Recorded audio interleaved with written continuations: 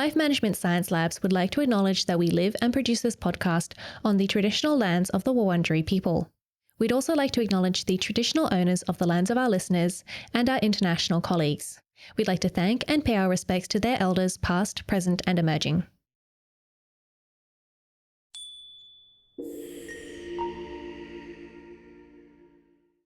Hi everyone, and welcome to On the House, the Household Management Science Insights podcast produced by LMSL, the Life Management Science Labs. We are champions of life management science, providing structured insights informed by science and inspired by practice on key aspects of conscious living.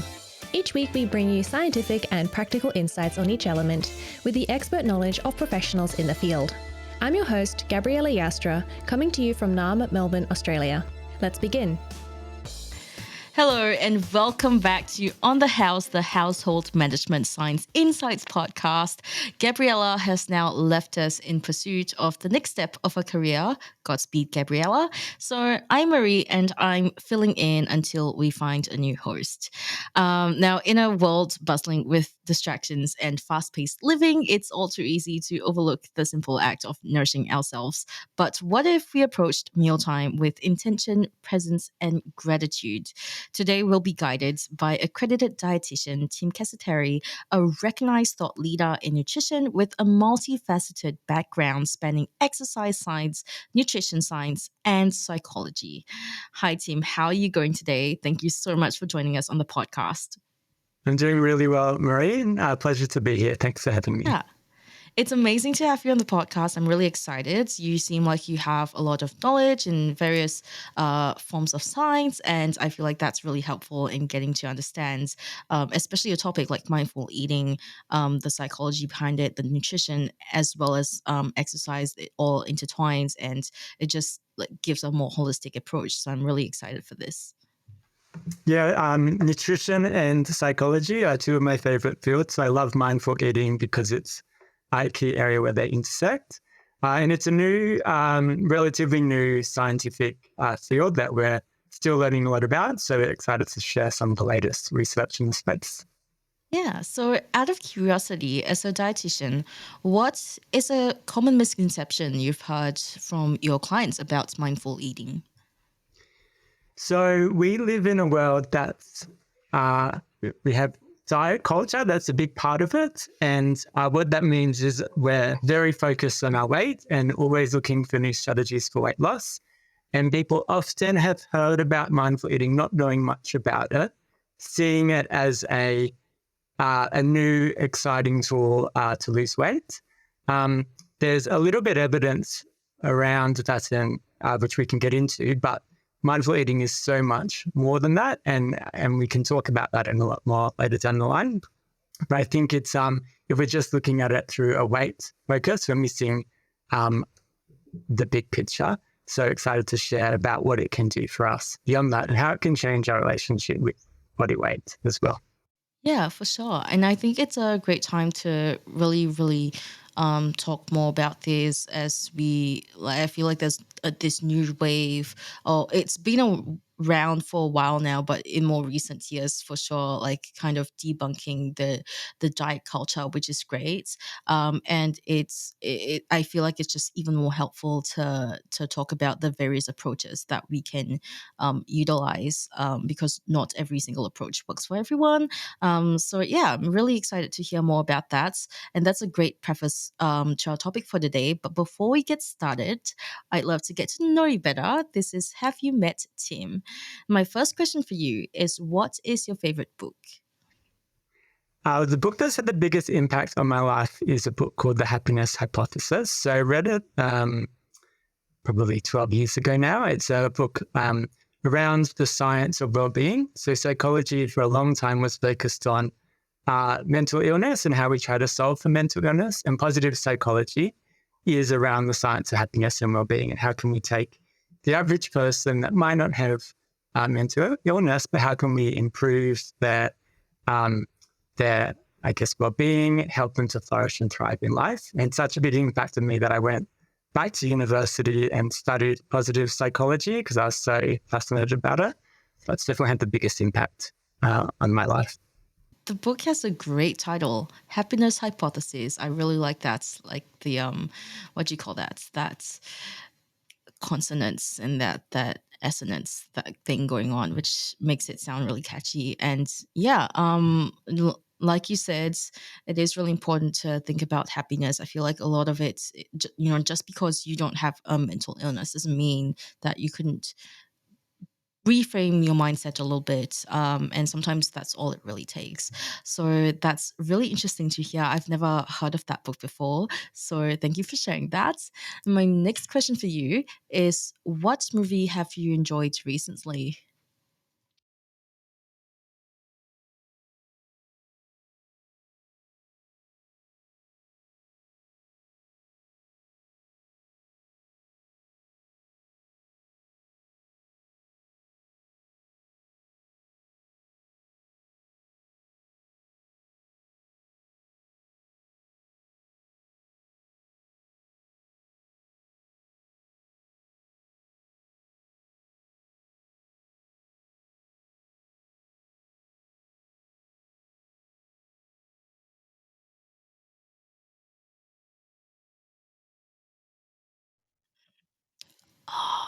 Yeah, that does sound really exciting. I've heard of it before. I just never knew what it was about, surprisingly enough, because it's not like I live under a rock. So I usually know about movies and things like that. I don't know why I never got into it, but it sounds like something that I definitely want to watch.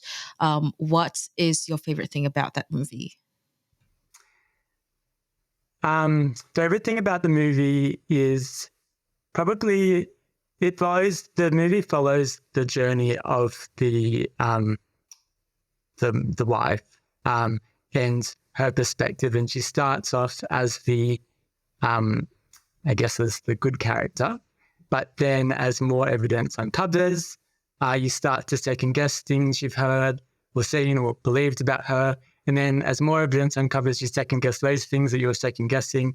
So it shows you, I think, the power of perspective and how looking at different things from different angles um, changes how you feel about something, but also you never really know exactly what the truth is. Yeah, for sure. It sounds really thought provoking, causing like something that really causes you to rethink everything you have in life and just realize that some things are just that way because of perspective, and maybe you don't have the context or you don't have sufficient information about something, which is always also something that I look for in the media that I consume. So that's definitely going on my watch list. Now, are there any podcasts that you're listening to at the moment? I'm a bit of a podcast laggard. I listen to a lot of audiobooks, but just getting into the podcasts. A colleague of mine recommended a podcast called Drive, which is about the science on longevity by Tia. Which I find very fascinating because it's researchers talking about the latest data. I'm also a big sports fan as well, so I listen to a few soccer and Yeah. cricket related ones too. You're really getting into podcasts at a really good time. I feel like the market's really saturated right now, which can be a good and bad thing. But there are so many niche topics in podcast form at the moment, which is incredible, especially if you have niche interests, and like so many educational topics as well. So really excited for your podcast journey. I hope it goes well.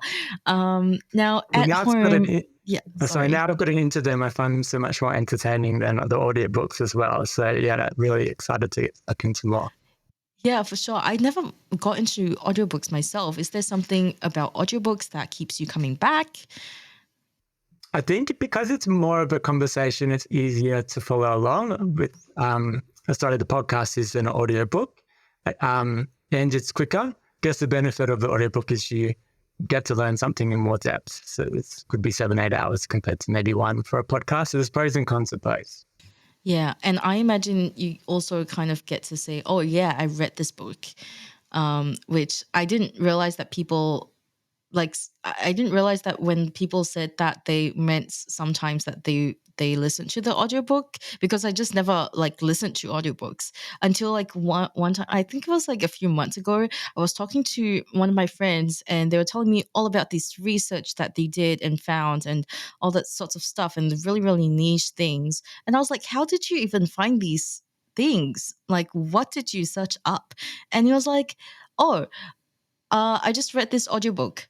And I was like, oh, that's how you that makes a lot more sense. But yeah, that's completely valid, and it sounds like it takes a bit of weight off. It allows you to kind of multitask, if you will, as well. So yeah. Yeah, exactly. So now that we know about the types of media that you like to consume, I was curious to know, what are your favorite meals to make at home? So I typically would say I follow maybe or I eat quite similar to a Mediterranean diet. So I love my seafood, love my beans, and love my vegetables with extra virgin olive oil. So I typically cook those types of meals. I have a bit of an Italian background as well, and love a lot of pasta too. So lots of stir fries, and yeah, dishes around that. Yeah. Do you have a favorite pasta shape? Oh, penne is the one I eat by far the most. Really? Yeah. Really? Yeah. Do you That's have one? surprising. Yeah, I have a few. I think it depends on what you're making, right? Like the dish that you're making it with. So like when it comes to aglio olio, which I know I'm not pronouncing that the Italian way, but I'm not used to it. Yeah, when it comes to that, I prefer doing like an angel hair pasta or just regular spaghetti.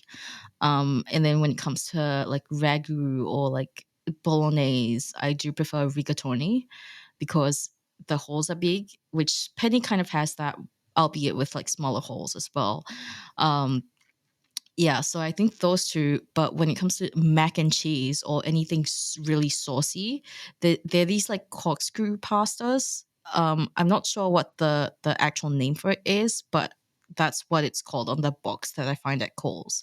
So those are the, so like it I, depends. I love that you're into your pasta as well.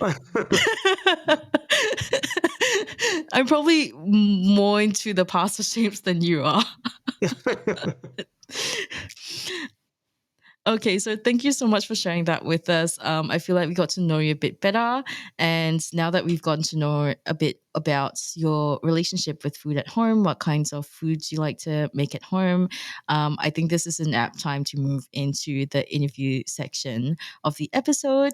And our first question is, how would you define household management? Household management. I'm not sure I've thought about this a lot, but I have a friend who works with people doing emotional work, and she always focuses on how they behave in the home. I was like, why do you do that? And she says it's because who you are at the home is who you are. So you're never more authentically you than you are in the home. And so for me, that makes me think just how important our home environment is. So we're thinking about managing our lives, like how we're managing our home life is key, because that's will give us the groundwork for all other parts of our life too. Yeah, that makes a lot of sense. I mean, when we are at home is when we act as what we would be without anyone else around, because no one else is around unless you live with other people, in which case then like in your bedroom, I suppose. But yeah, I couldn't think of a better way to put it. But as a health coach and nutrition consultant, can you help us understand what it means to have a balanced relationship with food at home? Yeah, so I define the balanced relationship with food at home as eating in a way that nourishes not only your body, but also your quality of life. So this looks at not just what we're eating, but also how we're eating. And often what we find is people aren't eating in a way that's really nourishing their body, or when they try to do that, it can come at the expense of eating in a way that nourishes our overall quality of life. So we can talk a little bit more about what's going on. There's lots of reasons why we don't have a balanced relationship with food, but we can start with the food environment in terms of a key reason why we're not eating in a nourishing way. So we know that the modern food environment, we see the increased promotion of discretionary foods, increased availability of them. They're often cheaper. Portion sizes we know have increased, and we're eating more often as well. And what this means is that if you don't really think about what you're eating and you're just eating reactively to your environment, it's very unlikely you're going to be eating a nutritious diet that nourishes your body. So you imagine you go to the movies, someone will give you a big bag of popcorn. If you're not really conscious about how much you're eating, you're going to be eating that, but however much popcorn's in there. There's been a team of researchers from the US that they've done all these studies on popcorn, and it's shown that we basically eat, how much popcorn we eat is related to the size of the packet. And they thought, how far can we take this? So that what they did is all these people that came into this movie, they gave them an enormous bag of popcorn, far more than anyone would consume. And it was 5-day-old stale popcorn. And they gave it to them for free. And then they gave another group of people an even bigger bag than the enormous bag of popcorn, and also gave them a stale bag of popcorn. And they found that those people with even the bigger bag, they still ate more than the people that already had more than you needed. So just even if you extend it out to ridiculous sizes, that's still having a subconscious influence over how much we eat. And the interesting thing about that study is that researchers asked the people, this is what we were trying to do. Do you think that the size would have influenced how much you ate? And they're like, oh, no, I wouldn't fall for that. So we might think that the environment doesn't impact what we're eating and how much we're having, but it has a big influence. And we make over 200 food decisions every day. So just being mindful of what we're eating and how we're eating is an important part of mindful eating. And when we're not doing that, it's called mindless eating, and we're just eating in reaction to the external environment. Yeah, for sure. And I know myself when I go to the movies and I get a big bucket of popcorn purely because of the promotion that's going on or something like that, I definitely eat way more than I should be, or I wanted to in the first place, purely because it's like, what's a waste? So to be able to point that out and be like, okay, I think I've eaten my share, or like what I needed to eat in the first place, instead of pushing yourself, is probably something to keep in mind. But I also wanted to ask you, what is a household lifestyle change that we need to be prepared for when in pursuit of this more balanced relationship with food? Well, there's a few things going on. So one's the environment, and we can talk about changing the environment. Right? There's also the stress of our modern life inside and outside of the house. So we know that that we have this chronic stressful lives, and a little bit of stress can have benefit, but when it's all the time, it can have negative effects on our health. But it also affects our food choice as well. So the same parts of the brain that are stimulated with stress can also be stimulated for hunger as well. So it can increase our hunger. It can also, when we're under stress, even little bits of stress, it can affect how we're thinking too. So our cognitive ability to make decisions decreases. And we can get into this positive feedback loop where we are feeling stressed and hungry and aren't thinking as much, and we go for a food that tastes good, and then that sort of makes us feel a bit better in the moment. And then we're in that positive cycle, learning that, oh, if I have this, I feel better in the short term. And then when we get stressed again, we go for that. So we have this stressful environment, this modern food environment that's leading to us to have unhealthy choices. And then our reaction to that, when we try to overcome that, we can fall into sort of getting into that diet culture, which is around that fear of fatness and this idea that fatness equals health. And then that can lead to restrictive eating, dieting, and and contribute to eating disorders. So it's not restrictive eating. Like in general, we do eat too many calories, and some restrictive eating or dieting can have benefit, but it's the overall context. But when it's in the context of that sort of diet culture and weight stigma, then that's where it can contribute to eating disorder risk, as well as just affect our quality of life. So we might not have an eating disorder, but we might be overly stressed about our food choices or our weight. It might stop us eating out with friends or being comfortable around food. We might be spending an excessive amount of money on the latest health trends that might not be needed, or it might be impacting other areas of our life that we focus on as well, and we lose that balance of life too. Yeah, especially when we make that choice in the moment when we are stressed and overwhelmed, and then regret it later, it just causes more stress in the long run. So how does mindful eating help with that, and what does it entail? So I'd love to start with talking about mindfulness to understand then mindful eating and what it is. So mindfulness, there's lots of different definitions, but the most common is around it's paying attention in the present moment and non-judgmentally. So two parts. So one is it's focusing on the now, and the second is doing that without judgment, which is an element of metacognition. So instead of having a thought or an emotion and being hooked on that, we sort of can rise above that. And this mindfulness is interesting because it's actually been practiced for thousands of years in Buddhism.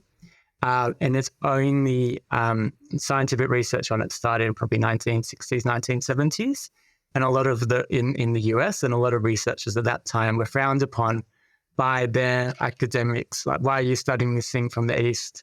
But we now know that it has all this benefit. And if I told you there's this pill you can take, it's free, it's accessible, it's been shown to protect against stress and anxiety and depression and pain, and you can sleep better, and it lowers your blood pressure and your heart rate and your cortisol and your inflammation, makes you feel good, you would say, oh, I need this pill. And that's meditation or mindfulness, meditation being the way to practice mindfulness. So would you recommend doing meditation alongside mindful eating as well? Yeah, so mindful eating, there's different definitions, and we can get into that. And one of the complexities of the research is there's all these different ways to practice meditation, practice mindfulness. To practice mindful eating, but meditation is one part of that. So we can talk through a whole bunch of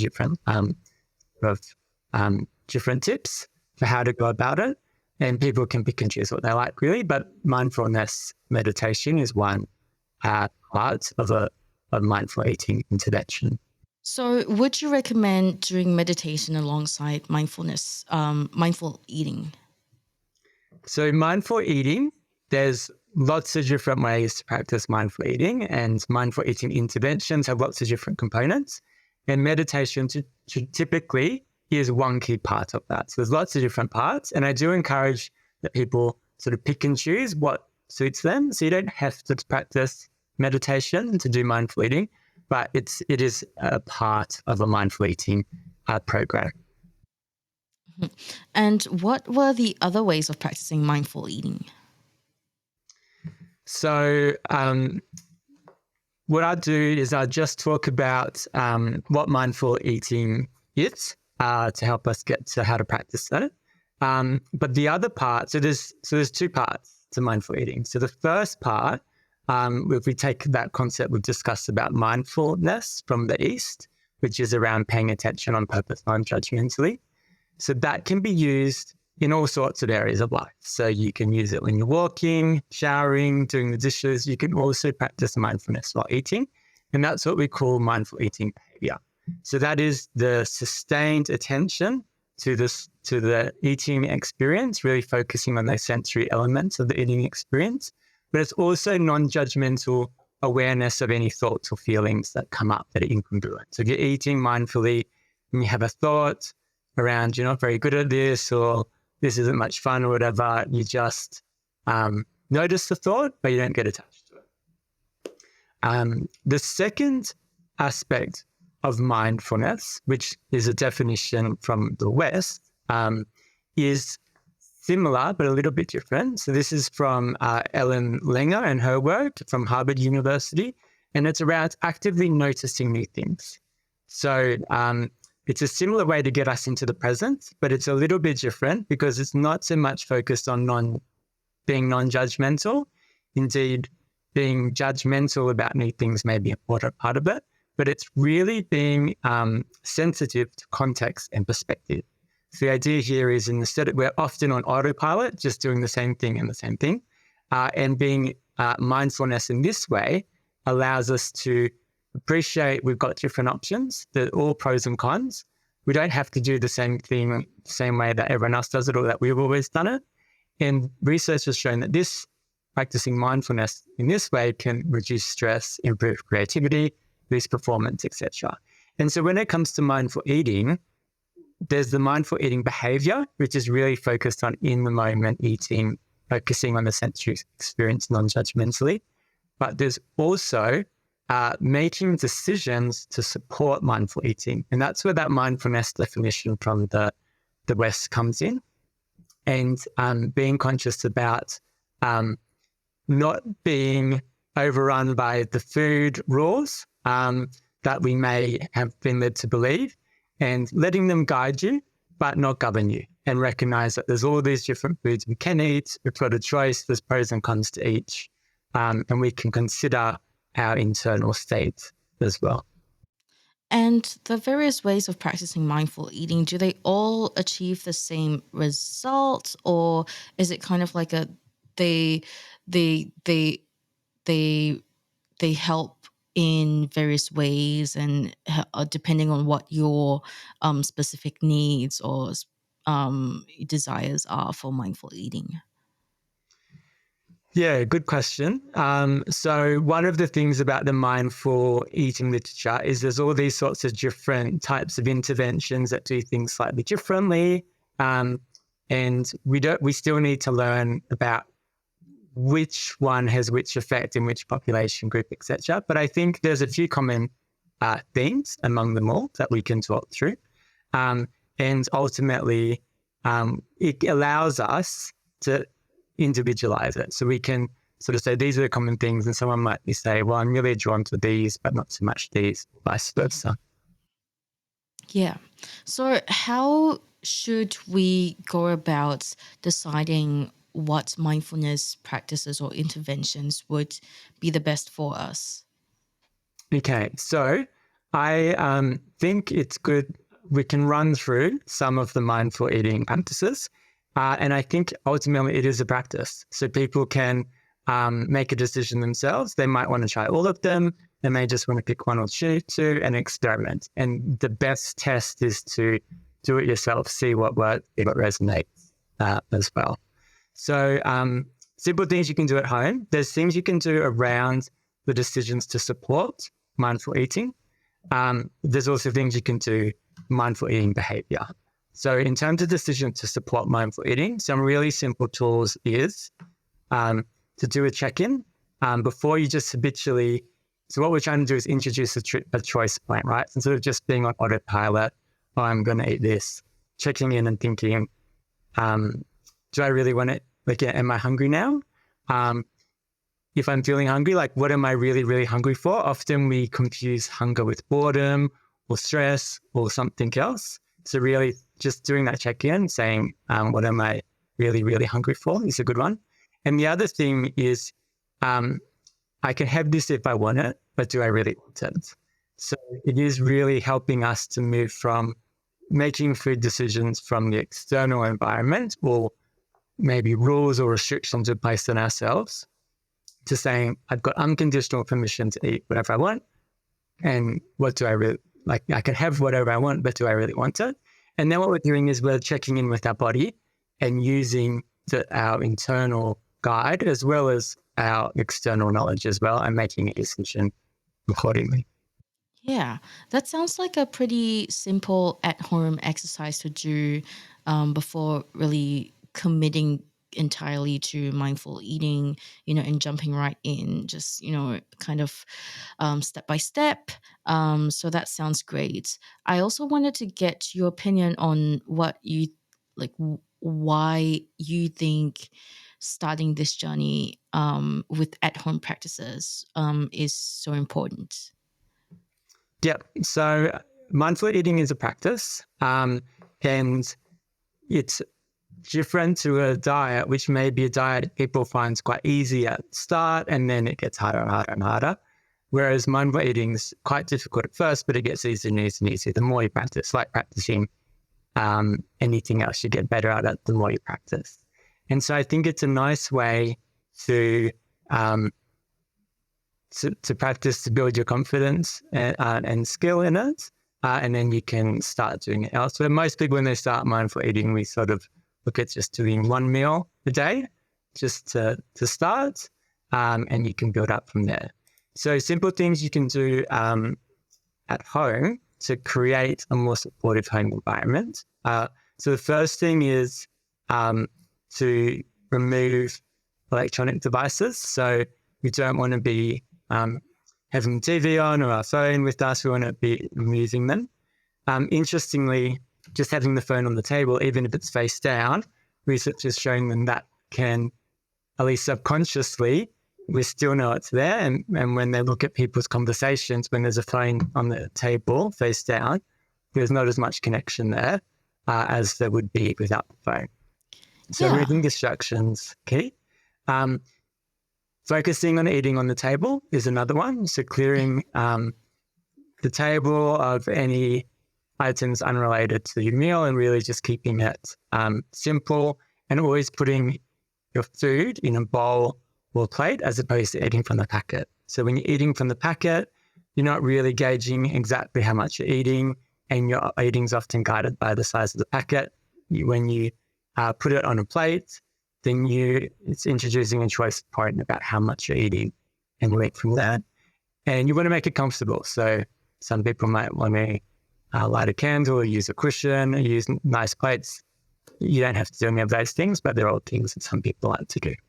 Yeah, but it sounds like also creating this ritual around eating your food, even if it's a snack, even if it's so much as a snack, kind of makes it feel a bit more important and gives it that weight. So you really, really absorb it in your mind when you give it that ritual as well. But of course, again, we can't all be expected to do it all the time. We do have things to do as well. So that makes a lot of sense. And I did actually hear before about the phone on the table thing, which is fascinating to me. That before I heard about that, I never gave it a single thought. But it's really true that when your phone's there, your eyes in your mind naturally gravitates towards it, which is fascinating to me.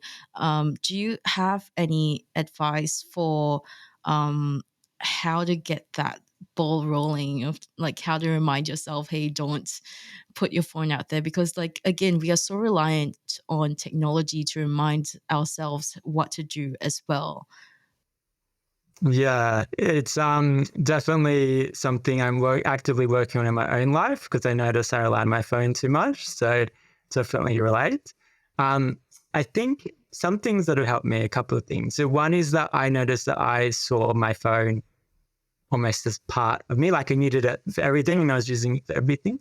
And just changing that relationship, that it can help with some aspects of life, but it can also get in the way of others, and being more conscious about, this is what I use my phone for, and making sure you have some parts of your day that are actively phone free is really important. So there's a phenomenon called solitude deprivation, which is this phenomenon that we now hardly have any time just by ourselves. So if we are by ourselves, we will be listening to something or on our phone, chatting with something. And that is associated with more anxiety and less creativity and less breakthrough. So just having some time to sit with yourself, that can help, create new thoughts, be more creative, and associated with less anxiety as well. Yeah.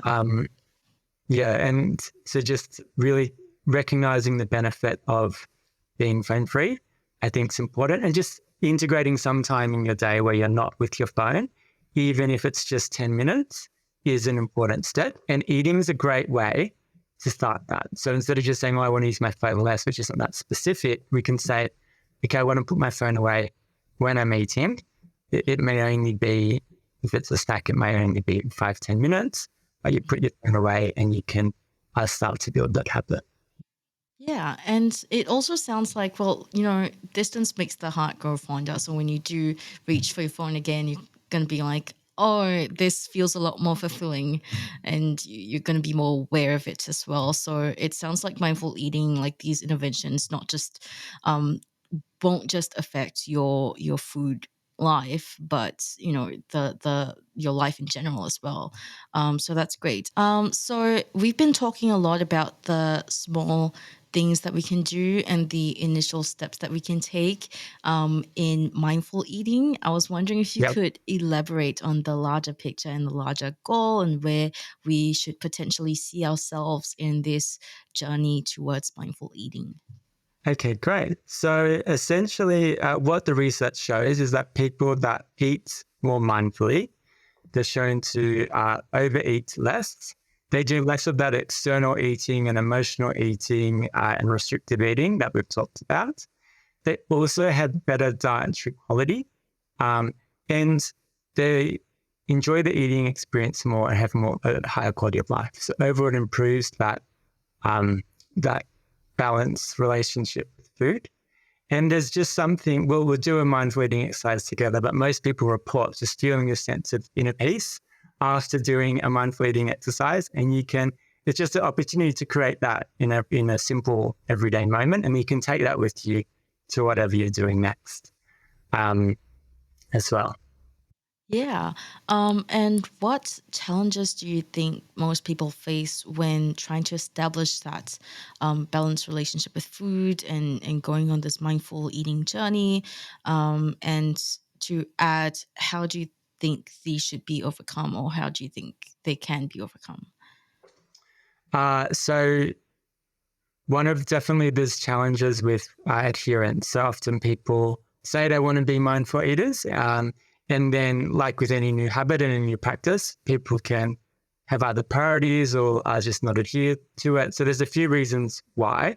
So one is time, that we're asking people to maybe take a bit longer to eat than they would normally do. Often people are busy on the go. They might be eating their breakfast in the car while driving to work.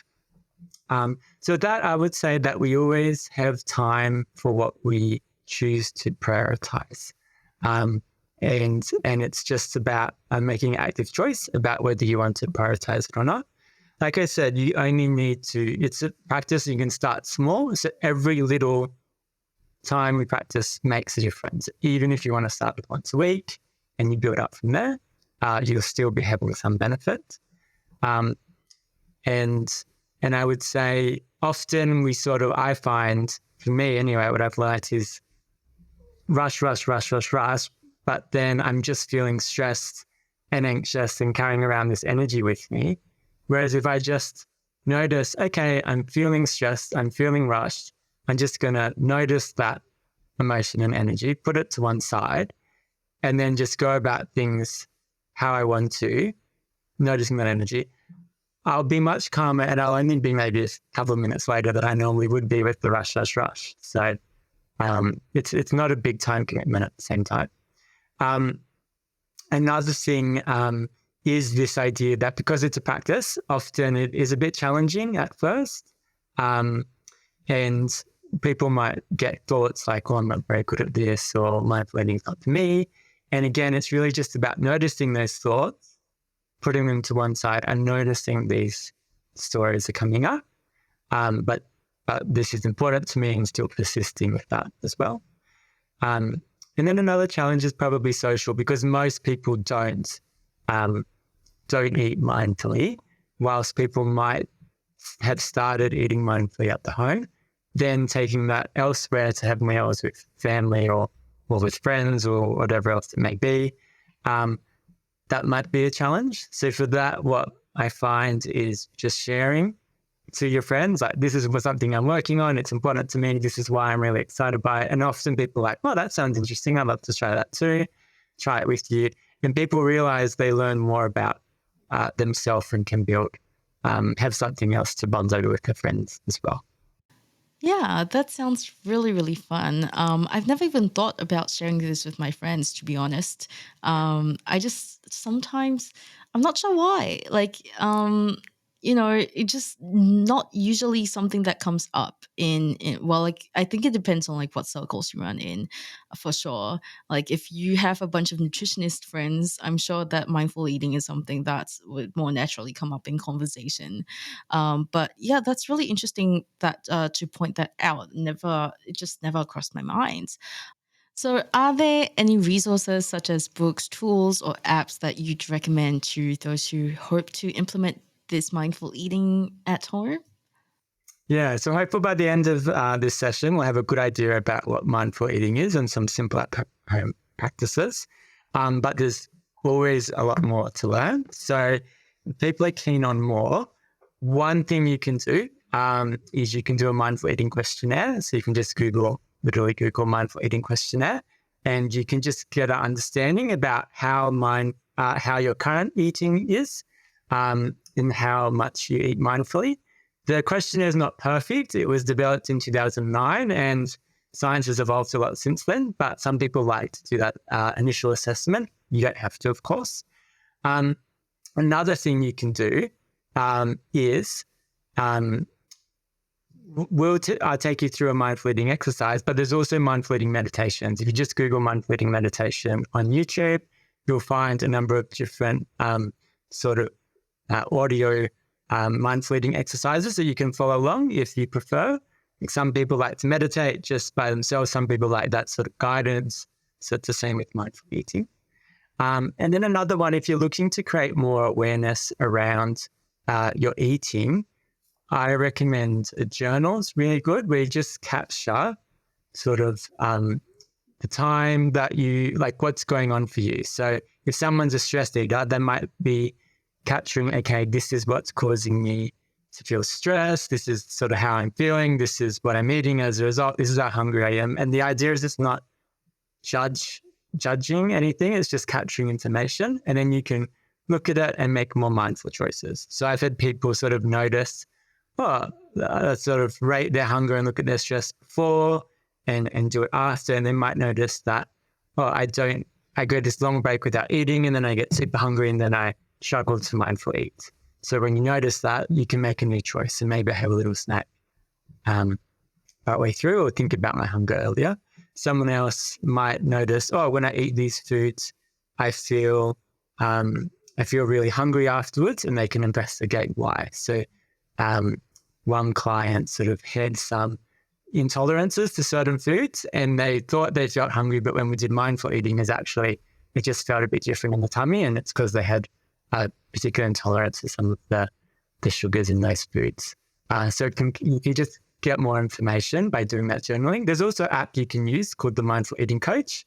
If you prefer an app, personally, I prefer the journal. And research shows when we write things on paper, we actually retain the information a bit more. But for some people, that might be useful. And then there's also some online websites as well if you want to learn more. So the Centre for Mindful Eating, that's like a bit of a community. They run events as well and got some great resources there. And amihungry.com is another mindful eating website too for more information. That's really interesting. I personally can't wait to do the questionnaire. I love doing questionnaires. I love websites. I love websites telling me what I am, because sometimes, it's hard to tell what you are. It's like, can you really say who you are? Like completely unbiased. So I love, love, love questionnaires. I recently took the autism one, which was really, really fun. Although it took quite a while to do. Yeah. So thank you. Sorry. This one's a lot shorter. Oh, that's good, because sometimes I'm like halfway through it and I'm like, I would really like to give up at this point. But If it's a lot shorter, I think I'll have no issue with that. I completed the autism one, so I should be able to do this. That will be really fun. Um, Now we're moving on to the practices and habits section, and this is where you'll be teaching me a bit about mindfulness and how to do it and how to practice it. But before we get started, I'd love to know what is a habit that you practice to manage your relationship with food at home. Well, I use the one a lot around, I can have this if I really want it, but do I really want it? So that helps me to take me from the external into the internal. So that's one I use a lot. It's a really easy one. And then, but another one is the tummy check too. So thinking about how hungry I am before eating, but also during eating. That's something I like to do as well, because we often just will eat until all the food's gone. And if it's an open buffet, you can easily overeat. And I like the idea about just stopping a bit before I'm stuffed. Yeah. So is this something that you take me through in our practice now? Yeah, so I love to take you through a mindful eating exercise. So there's, I take you through a bit of the key steps and then we'll practice it together. All right, got it. So with mindful eating, of course, as you said, it's not about what you're eating, it's how you're eating. So you can do it with anything at all. It can be a chocolate bar, it could be carrot stick, it could even be a glass of water. But the key steps for mindful eating, one is introducing some sort of pause before eating. So as opposed to just getting into it, having a bit of a pause, you could do a breathing exercise or some gratitude, and just creating that pause between what you were doing before and starting the eating. The next thing is around engaging the senses. So the key things here being the smell of the food, the texture of the food, and the taste of the food. You're really focusing in on those as opposed to just attacking the food and shoving it down, not noticing as much. And the interesting thing about eating is it's a dynamic process. So that means it changes as we go. So the taste of the food can change from the beginning to the end. So our taste buds are quite sensitive and the sensitivity decreases. So if you get a nice tasting food and you taste that first bite, it'll be really strong. But then as you've been eating for a bit, it only takes a few bites and then that flavor's not as strong as it was moments ago. The next one would be slowing down. So again, often we are, eating, and really as we're focusing on the food, just slowing down, really chewing, breaking it down, using our teeth and our saliva to break that down. That also stimulates our digestive enzymes. And recognize any things that come up. So you might have a craving or a thought that comes up, and like we said before, instead of that sort of having control over you or you being attached to that, it's really noticing it, accepting it, recognizing it, but not being caught up by it. Yeah, does this also apply to when I have that occasional craving for macas? Yeah, so you can absolutely take the mindful eating approach to macas. So if you're craving macas, then the non-mindful eating approach might be like, oh, I'm craving it, let's go get it and eat the whole thing. A mindful eating approach to macas would be, for that craving to macas, would be, first of all, what am I really hungry for? And I can absolutely have macas if I want, but do I really want it? And really thinking through, maybe it's related to something else. I'm just bored. I actually want to see a friend or have a hot bath, or maybe, yeah, I'm really hungry and I really want to have macas. And then it's around, if that's your choice, that's great, but eating it mindfully. So noticing the flavor, having it slowly. And you might find, actually, you don't actually need that much to feel satisfied. So I love my ice cream. It's like one of my favorite foods. I eat a lot of it. But when I didn't eat mindfully, I just sort of ate, a big bowl of ice cream, put the TV on, eat it all. Whereas now that I eat mindfully and I practice mindfully eating on ice cream, what I've noticed is I really like eating ice cream, but I only need a small bit to get the satisfaction. Once I've had that small bit, I don't enjoy the rest of it as much. And also I only really like eating it on a hot day at the end of the day as opposed to during winter. So now that I've learned that through mindful eating, I can have that ice cream just small amounts on hot days. That's when I get the most enjoyment. All right, amazing. Should we start the exercise? Yeah, let's do it. So first of all, what do you have in front of you to eat mindfully? So I have these biscuits or cookies that I brought from home, which are these like Southeast Asian cookies. They are spiced, which I love a spicy cookie because Okay, great. the acidity with the sweetness is just it's a fun time. I think that would be a great food to eat mindfully. We're Amazing. very excited to take you through it.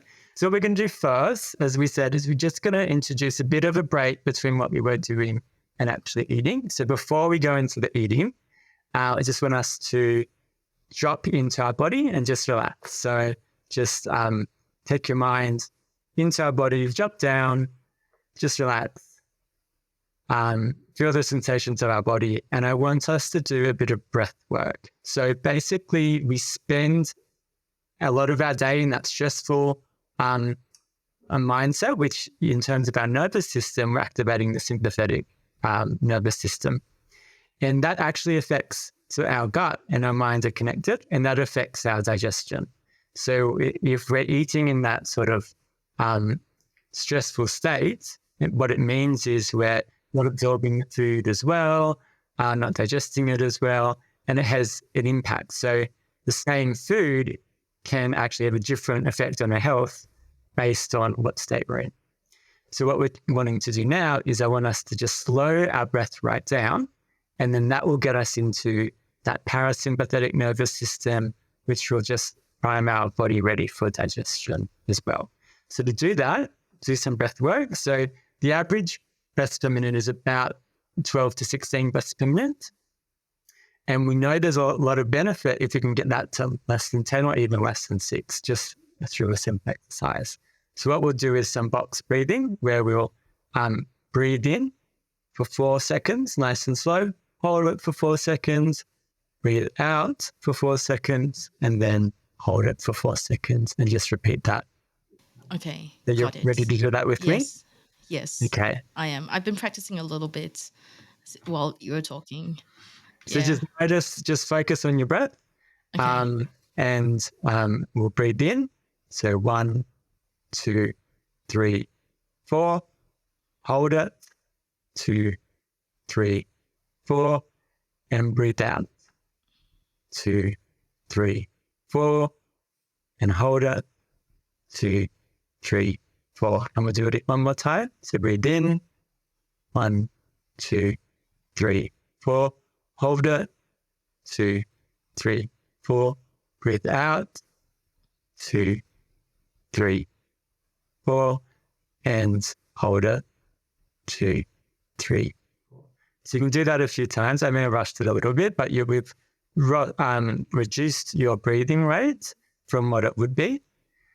And we're activating that parasympathetic nervous system. So now mindful meditation is typically part of a mindful eating intervention. So we just do a little meditation as well, and then we'll get into the eating.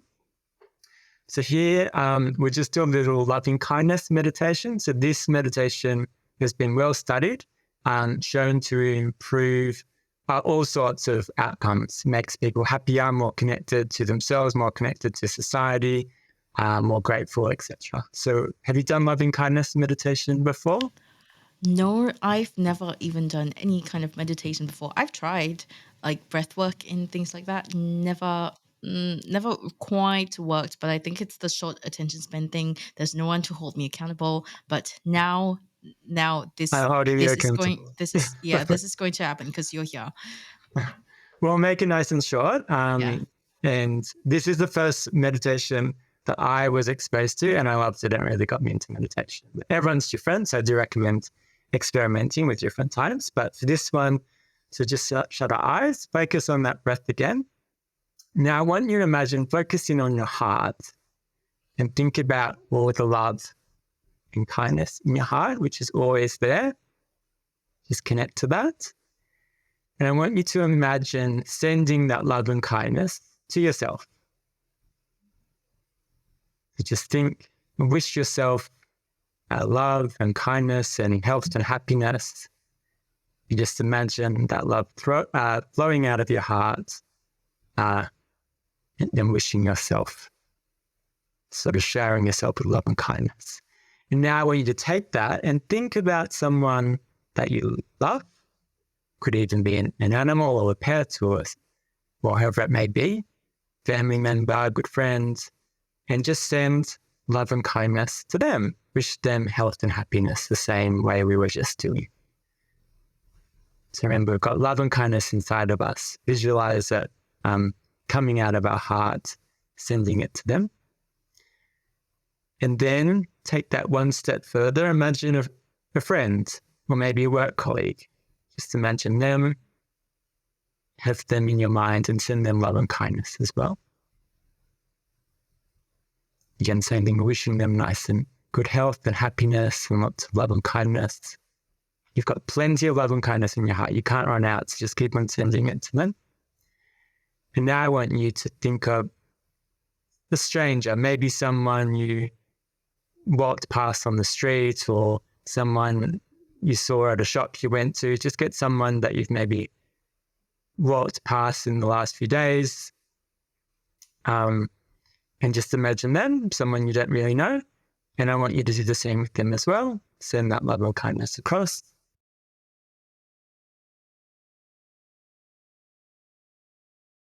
And last but not least, I want you to zoom out of the city, of the state, of the country, and just send love and kindness to all beings in the whole world. Remember, you've got infinite love and kindness in your heart. You can't run out. Just shower the world. Imagine that globe, all the people in it, and shower that globe with love and kindness. Okay, and then come back when you're ready.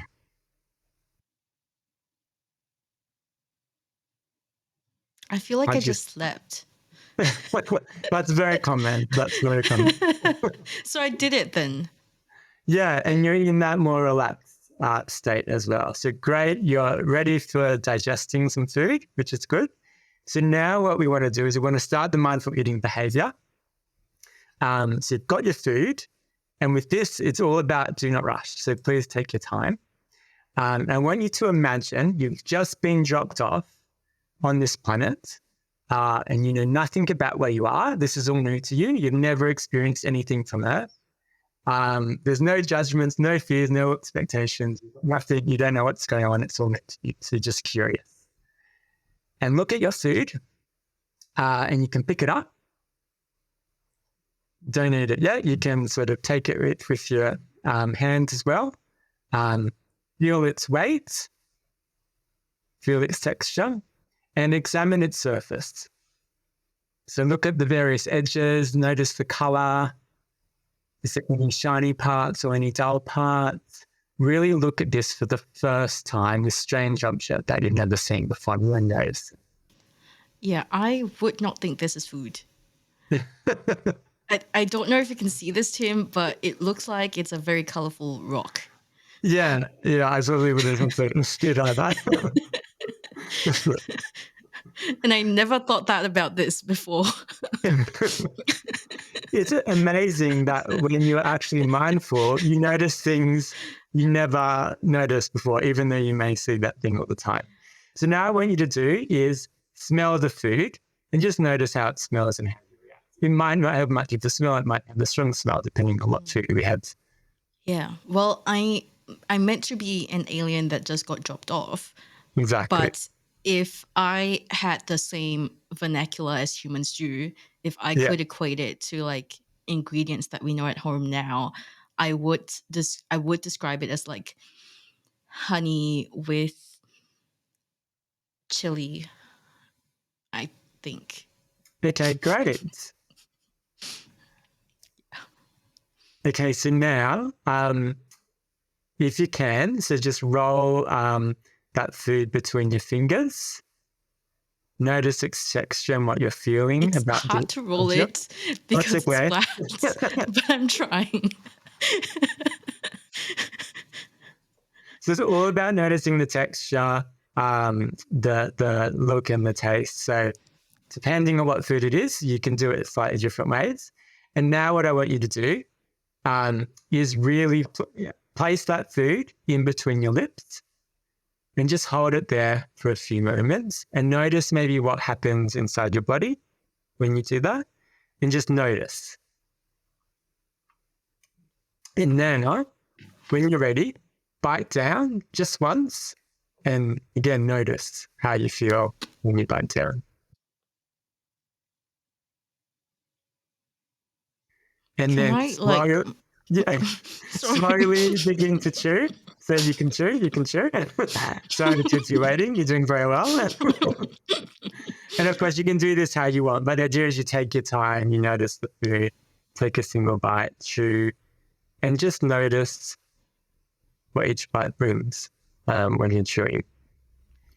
And you want to keep chewing until it's largely or completely become liquefied before you swallow. So instead of just, we often will not really chew a food completely, but this is stimulating our digestive enzymes, breaking it down to smaller bits. And then, It's like, sorry, and it's when you're like ready, mulch now. yeah, great. So when you're ready, you can swallow it. And often we would swallow it before then. And when you swallow, you can close your eyes, just note for a few moments, just to notice how you feel based on your experience.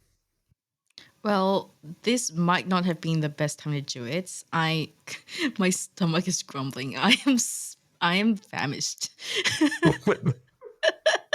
So my stomach's just like, more, please. What Yeah, are you that's waiting great. for? Yeah, that's good. So you're tuning though into your hunger and you're recognizing your hunger and you're eating in response to it, which is one of the skills that mindful eating encourages. But one of the interesting things about that exercise, so they've done that exercise in research studies and they've found that people in general actually like that food more after eating it mindfully than they would before doing that exercise. But also when they rate other foods, they like other foods more too, particularly foods that they didn't really like so much. So when they think about other foods that they don't like as much, before doing that exercise and after the exercise, people will report that they like these other foods more after doing that exercise. So we might say we like certain foods or don't like certain foods, but all of this is dynamic and changeable, depends on context as well. Yeah, I was going to say actually that I never realized the honey scent or the honey flavor in this cookie before. And that's really made me want it, not want it more, but have more appreciation for it. And before bringing this, I'd already eaten a few pieces of it and I kind of started growing sick of it. I was like, oh, I'm done with it. But now I'm just like, oh, okay, I really like it again. That's great. That's great. And we've introduced a little bit of positivity into your day, only small, but before you were saying, oh, I eat this, didn't really like it. And now I've heard you have this slightly new perspective, positive one, just by focusing in on the moment. And that's what mindfulness helps us to do. Yeah, that was really, really fun. So are there any last steps? Like, how do we finish off the mindful eating practice? So I guess the last step would be reflecting on how you felt after eating a certain food, because sometimes you may feel differently, and noticing that, not judging that.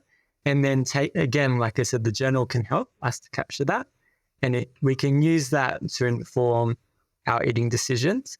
With time, what you will find is once you practice mindful eating for a bit, you kind of know where your hunger's at and how much food you need to satiate you. So, and we can then rely a bit on memory to inform how much we're eating, as well as our tummy, but just focusing on eating more mindfully. And there's all sorts of different things you can do. So I would encourage people to think about, of all these different things we've discussed, which resonates, and to pick and choose that and to create a system to them to help them eat more mindfully. Yeah, thank you so much for sharing that with us, Tim. Now we're moving on to the open mic section, and this is where you get to talk about anything that you're passionate about, and it doesn't have to be related to the topic. Now I know you're really passionate about nutrition and science and dietitian stuff. I'm not a dietitian, so I have no idea what that entails. So feel free to talk about that. The floor is yours. Anything you want, truly, take it away. Okay, great. Thank you. Well, I started today, you asked me what's a common myth about mindful eating, or what's a common preconception. And a lot of people do sort of say, how can I lose weight with mindful eating? The theory being that it can maybe help us eat less calories and we lose a little bit of weight. And indeed, if we look at how mindful eating, its origins was around nourishing our body and being mindful to the present, and how in the West we've now taken it and starting to use it as a tool around for its purposes of losing weight. Now, I wanted to talk a little bit about weight and health, because it's an area that I think is really important and there's a lot of misconception. So when I was at uni, and what most people learn is that there's this association between high BMI and disease and mortality. So that is, we have a healthy body weight and we have a less healthy body weight, and people in less healthy body weight need to lose weight to improve the health. That's the rhetoric. As I learned more about this, and working in nutrition, this is something that comes up a lot. I've formed a different opinion about it that I wanted to share. So that is that relationship between weight and health, interestingly, changes depending on the context in the society. So we typically find that association is stronger in women than it is for men, and it changes by culture. So, for example, when they've done that, looking at those associations in people of Puerto Rican origin, there's no association between BMI or weight and health. What's different between the different societies is their relationship or their attitudes around heavier body weights. So for women, there's typically more pressure to be of a certain weight than for men traditionally. And also in the Puerto Rican society, actually, there's more of, being a heavy body weight is not a bad thing at all. So there's a totally different attitude towards it. And therefore, we need to question, well, what's actually driving the association between weight and health? Partly biological, but there's more to it. So we also know that weight stigma, which is the idea that, fatness is equated to health, then we want to be losing weight, and that it's more desirable to be in a leaner body. That weight stigma is very stressful for people in larger bodies. They feel pressure to change how they are. And it affects all things from their relationships to buying new clothes, to going to the beach, to looking in the mirror, to all sorts of things. So they start to internalize the weight stigma that's in society to themselves and see themselves as less than. And that's a chronic stressor that impacts their health. And for me, that is driving a key part of the association between weight and health. And what it means is that the association between weight and health is not just explained by biology, it's also explained by the quality of our society. And that is, if we can improve the quality of society and reduce the stigma associated around higher body weight, we will improve the health of all people. And that was a more effective strategy than focusing on dietary approaches to weight loss. And so I think mindful eating, what I love about it is that it actually traditionally is a non-diet approach, and it's about non-judgment and being in the present moment. And it can be used as a tool to help aid that sort of improvement from moving from a diet culture society to a weight inclusive one in the right way. And that's what I love about lot of things about mindful eating, because I think it can help to reframe our approach to eating as well as our approach to bodies and help to improve the health of everyone at our population level. And what do you think should or could be done as a society, be it in terms of media or education, that can help improve this relationship with weight stigma? Yeah, so there's lots. So definitely education. I'd say a lot of public health campaigns at the moment and even health professionals, they're quite driven by weight bias, which is this biased perspective around lower body weight being better and healthier in all contexts. So sort of educating those people as well. And more exposure to larger body people in the media, I think it's really important too. So our attitudes towards larger bodied people are subject to our external environment. And when we see more larger bodied people in the media, on television and social media, we follow more of those accounts as well. And it's not just the character that people laugh at, but actually a leading character, a strong character, then that can help us to change our perspective and reduce weight stigma.